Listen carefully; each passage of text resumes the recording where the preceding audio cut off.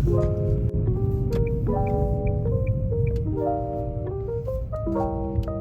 can I get a bacon, Gouda, and egg sandwich? Yeah, anything else? Can I also get a birthday cake pop? Any more of my help? Yes. Good. I guess a hot breakfast doesn't hurt either. No. Thank you. Have a good one. You too. Good morning, you guys. It is a beautiful but cold day in Arkansas today. Believe it or not, Arkansas does get cold days, just nothing like New York, and it also can get a little bit of snow. And when I say a little bit, like, they are so dramatic when it just flurries and it doesn't stick.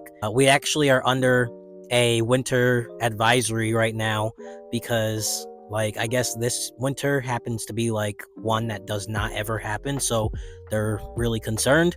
And yeah, to me, it's absolutely nothing.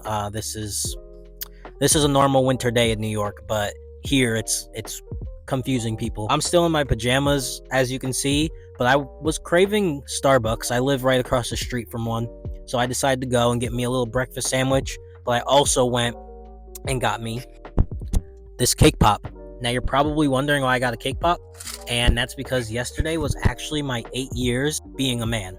And for anyone that's confused and this is your first time seeing my content, what I'm saying is I've been physically transitioning from female to male for the past 8 years, which is crazy because it feels like just yesterday I got my first shot. But yeah, honestly, yesterday I forgot that it was my 8th year. My girlfriend actually is the one that reminded me, and I'll drop a clip right here, but she came home yesterday from work and brought me a little gift, which was so sweet of her, and I love her so much. Today, I pretty much wanted to make a video in relation to my 8 years on testosterone. Ooh.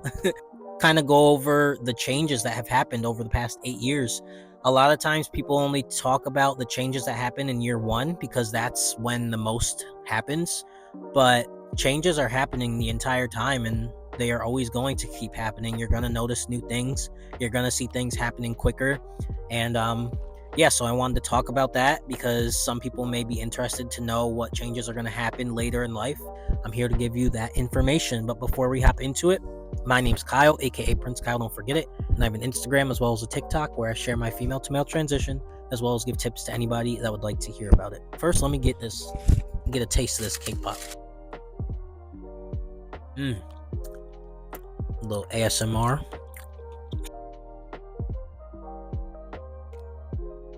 It took me, I kid you not, 6 years before I started seeing any type of facial hair, and I mean peach fuzz.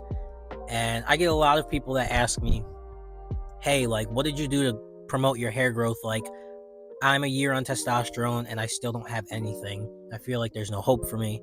And I tell them time and time again that you will see the growth. It is super rare that you will not grow any facial hair throughout your transition. So you just have to be patient, and I promise it'll happen for you. I was patient for 6 years. I was getting super, super frustrated. I didn't think it was going to happen for me. I thought I had some, like, genetic issue, but that wasn't the case. I just need to be more patient. And then I also would use things like minoxidil. I think that's what it's called. If you are interested in that, I actually do have that in my Amazon list. I'll leave a link down below and you can check it out. But you can use things like that, or you can constantly shave even when you don't really see hair, because constantly shaving will help your hair follicles grow out and make your hair thicker and stronger. This may scare some people. Other people, it may not be that big of a deal, but hair loss. Year 8, I'm starting to see a lot of hair loss. And this is not to say it's going to happen for everyone. This comes down to genetics. This comes down to the way testosterone handles your body. But for me, I've noticed year 8, I'm seeing a lot of hair loss. You might be able to see it. It's not that noticeable, but to me it's noticeable because it was once there. But yeah, hair loss is something that happens to trans men. Not all, but it can happen. This one's always going to be my favorite. But bottom growth. Now, I started experiencing bottom growth pretty much after month 2 or 3 of starting my physical transition. One day I woke up and I just saw something that looked a little bigger than it used to. And it's a very noticeable change, especially when you're so used to something kind of being very teeny tiny to all of a sudden like sticking out. I guess I could say in like the most polite way possible. But yeah, year 1 I saw a lot of fast growth. Like it really went from a tiny seed to a grape. And then after that, year 2 through 8 is when it started to grow in the shape of a phallus, which pretty much like the shape of a penis shaft. And from year 1 to now year 8, it looks completely different. It is not recognizable. If I were to have a picture of what it looked like pre-T and what it looks like now, it is unrecognizable. You would not know it's the same person. But to me, it's a win. It's definitely a win. It's a big confidence booster, and it definitely puts me in a place where I no longer feel the need to have bottom surgery when my natural anatomy has pretty much shapeshifted into what I wanted it to. So by year 8, I've noticed that when I am aroused or I am pleased by my partner, I have noticed that the growth is significant. When erect, I'm trying to be as like polite as possible. I don't know. I want to be respectful for YouTube. But when erect, I've noticed that it's getting bigger and bigger and bigger.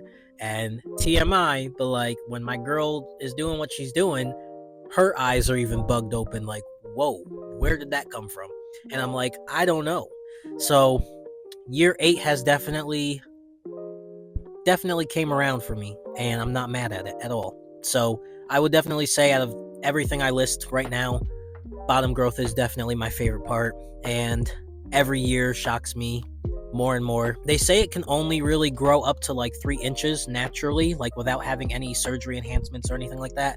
But I don't know. I'm really not trying to toot my own horn, but I am at easily that 3.5 mark. Not flaccid, but like when erect, it's definitely pushing that 3-inch mark.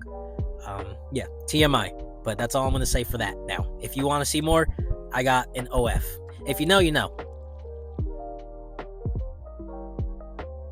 Confidence increases tremendously.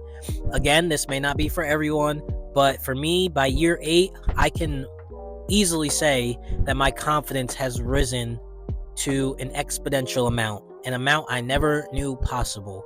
I have just become so aligned with myself finally, and everything just makes sense now. My body looks how I want it to look.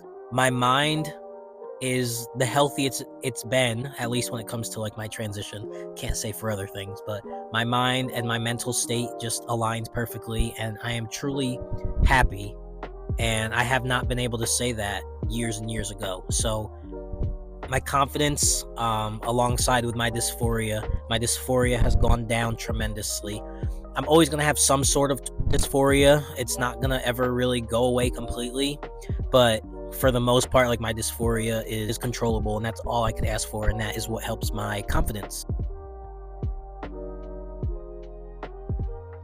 I have 0 regrets.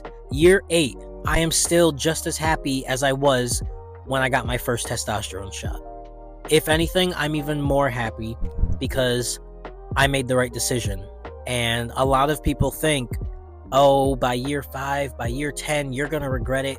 Or people will ask me, what if you regret it? You're doing all this to your body, and what if it's not the right choice? I would never do something in life that was a wrong choice. And that's even to say, if one day I do decide to detransition, it would not be in a way of regret. It would just be in a way of, hey, I no longer want to do this. I wanted to in my past, but now I'm kind of over it, and I'm chilling, and I'm fine not taking HRT. I'm still transgender. You can't regret being transgender because there's no deciding that. It just is who you are. You can regret thinking you were trans and then realizing you are not. And that's what I think the problem is when people talk about detransitioners. They detransitioned either one because they were never trans to begin with, so they regret the fact that they misinterpreted who they were, or they detransitioned because life is freaking hard for us trans people. It's easier to pretend to live how society wants you to live. So some people will detransition for that reason. But now I'm kind of getting off topic. But yeah, I have no regrets in this decision. I love my life. Life is great. I don't ever see myself detransitioning, but if that ever did happen, it wouldn't be because I'm not trans. It would be because I just no longer feel the need to take hormones, and I'd be content with that. So, yeah, those are just a couple of things that I personally noticed year 8 on testosterone, and life is good. I hope you guys did enjoy this video. If you did, please make sure to like, comment, and subscribe. I will leave my Amazon list down below where you can check out some like beard growth products and other things that may be necessary for your transition needs. Just know I love you guys. I'm gonna go home now because I'm still in my pajamas, and I'm gonna eat my breakfast sandwich that's probably cold now. As always, stay true, be you. Bye, guys.